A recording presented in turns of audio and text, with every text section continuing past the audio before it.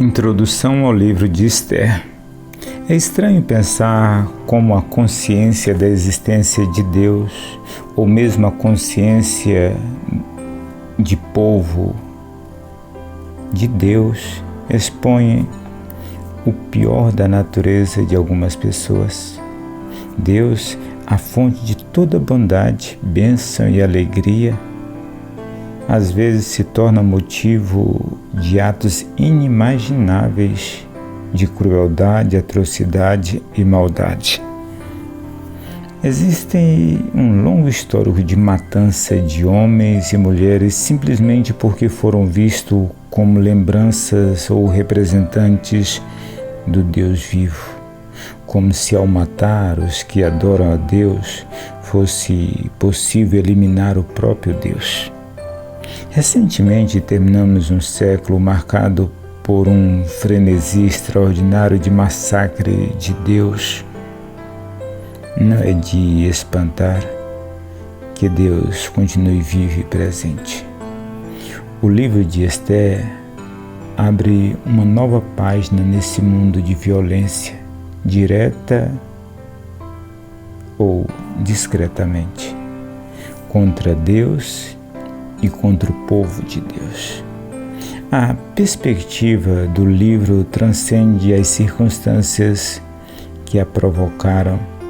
Um esquema horroroso elaborado para massacrar todos os judeus exilados que viviam na vasta expansão da Pérsia no século V a.C.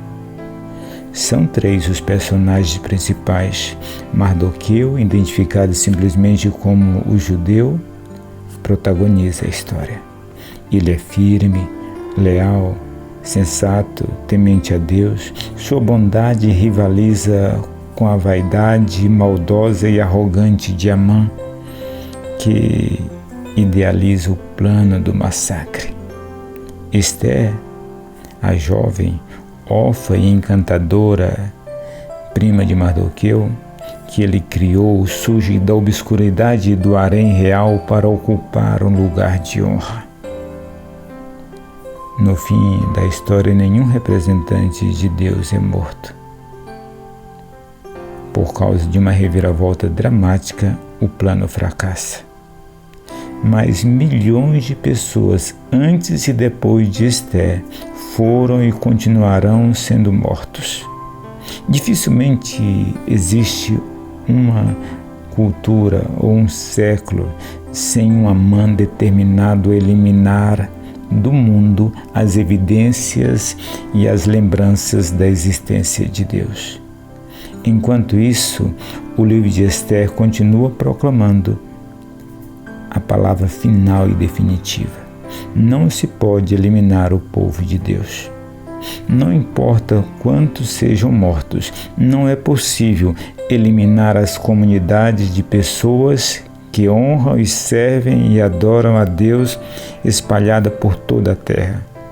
Essa continua sendo a última e definitiva palavra.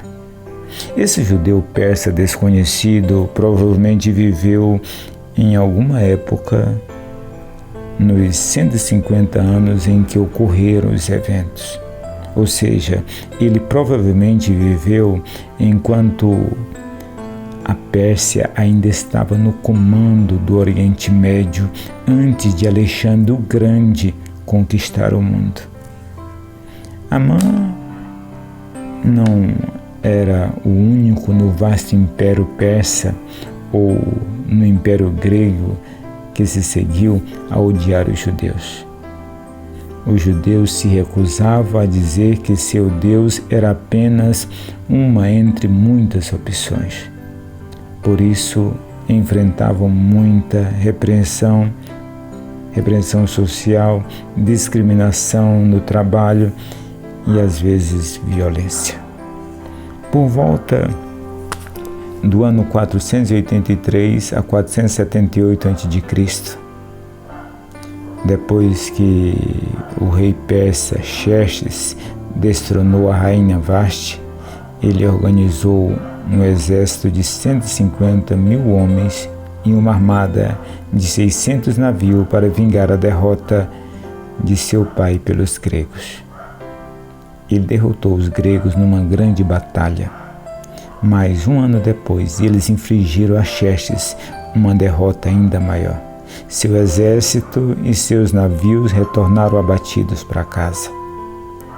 Foi quando ele começou a capturar as mulheres nas vilas em busca de uma nova rainha.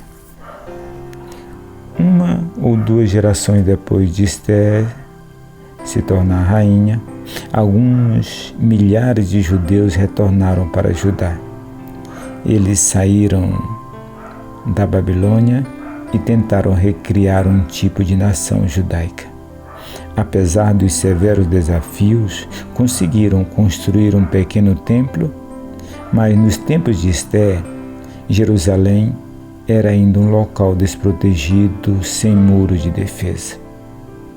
Os muros foram finalmente restaurados durante a época do filho de Xerxes, Artaxerxes I. Dr. Eugênio Peterson. Introdução do livro de Esther, contido na Bíblia, a Mensagem.